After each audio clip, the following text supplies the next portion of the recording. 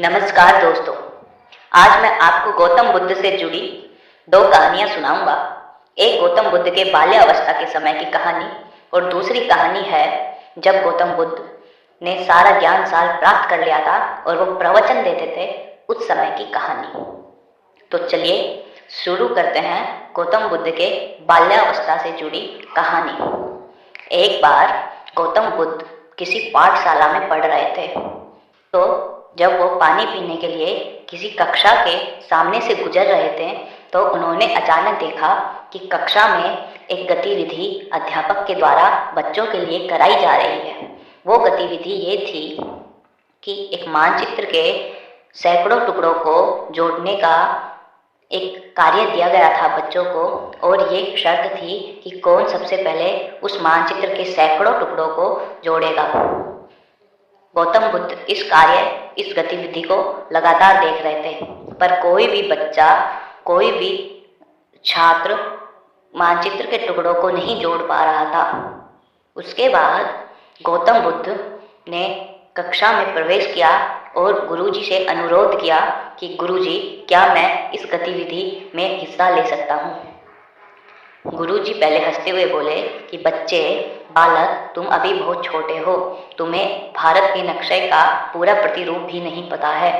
लेकिन गौतम बुद्ध ने फिर से कहा कि गुरुजी, फिर भी मैं इस गतिविधि में हिस्सा लेना चाहता हूँ।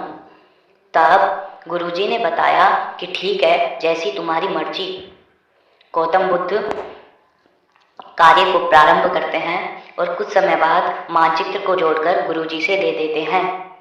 फिर गुरुजी उनसे पूछते हैं कि ये कमाल तुमने कैसे कर दिखाया।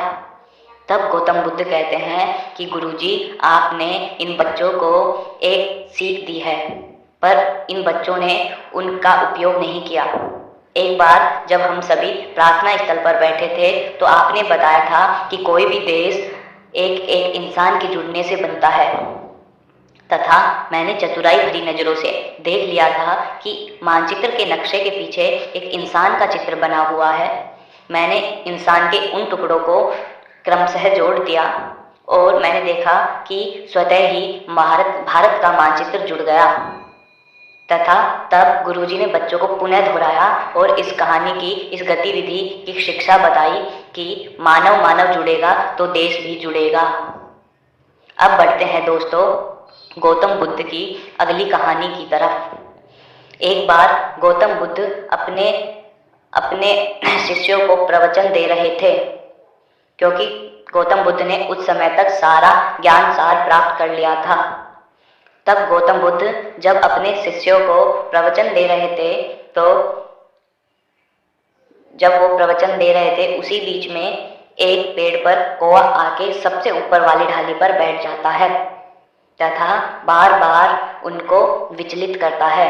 कहने का तात्पर्य यह है कि कौवा इस मंशा से सबसे ऊपर वाली डाली पर बैठा था कि मैं गौतम बुद्ध से भी बड़ा हूँ, और उनके प्रवचनों के बीच में से बार बार गौतम बुद्ध को विचलित कर रहा था।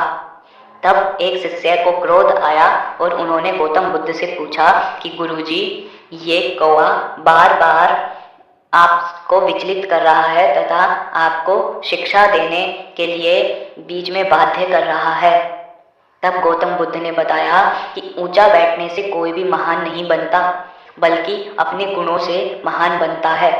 दोस्तों, इस कहानी से हमें ये शिक्षा मिलती है कि ऊंचा बैठने से कोई भी महान नहीं बनता, बल्कि अपने गुणों से महान बना जाता है।